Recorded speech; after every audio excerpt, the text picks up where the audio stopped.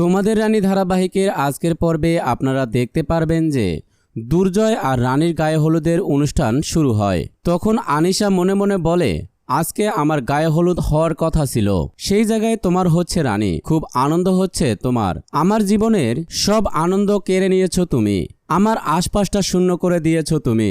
আমিও বলে দিলাম তোমার এই আনন্দ খুব বেশিক্ষণ থাকবে না। কালকে সকালে সূর্য তুমি আর দেখতে পারবে না, তোমাকে আমি শেষ করে দেব। এদিকে রানীকে বিয়ের জন্য সাজানো হয়। তখন বাড়িতে পুলিশ আসে আর বলে, ডক্টর সেনগুপ্ত আর তার ওয়াইফকে দেখতে পারছি না, ওনাদের একটু ডাকবেন, আমার কিছু গুরুত্বপূর্ণ কথা আছে।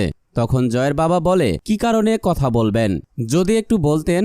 তখন পুলিশ অফিসার বলে, আনিশা চ্যাটার্জির বিষয়ে। তখন সেখানে জয় আসে আর বলে, আপনারা কি ওকে অ্যারেস্ট করতে পেরেছেন?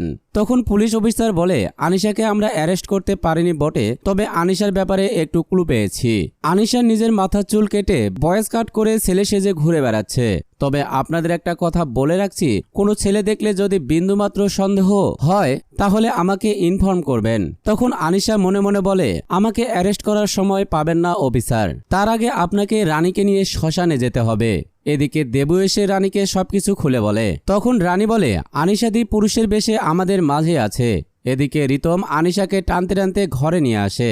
তখন আনিশা বলে, আরে স্যার, এভাবে টেনে নিয়ে কোথায় যাচ্ছেন, আমার তো আরো কাজ আছে। তখন রিতম বলে, আপনার জন্য একটা পায়জামা আর পাঞ্জাবি আছে, পরে নিন, এটা আমাদের বাড়ি থেকে আপনার জন্য উপহার। এরপর আনিশা পায়জামা পাঞ্জাবি পরে নেয়। এদিকে রানী দেবুকে বলে, আনিশাদিকে নিয়ে খুব টেনশন হচ্ছে, তুই তো নিজের কানে সবকিছু শুনেছিস, দুনি কোথায়, ও ঠিক আছে তো? তখন দেবু বলে, হ্যাঁ, ও আমার না হয় মেজদি ভাইয়ের কাছেই থাকছে, ও একদম ঠিক আছে, তুই চিন্তা করিস না। তখন রানী বলে, আজকে আমি তোকে আর রিদমকে দুনির দায়িত্ব দিলাম। তো দর্শক, এই ছিল তোমাদের রানী ধারাবাহিকের আজকের আপডেট। পরবর্তী আপডেট জানতে আমাদের চ্যানেলটি সাবস্ক্রাইব করে পাশে থাকা বেল আইকনটি বাজিয়ে দেবেন।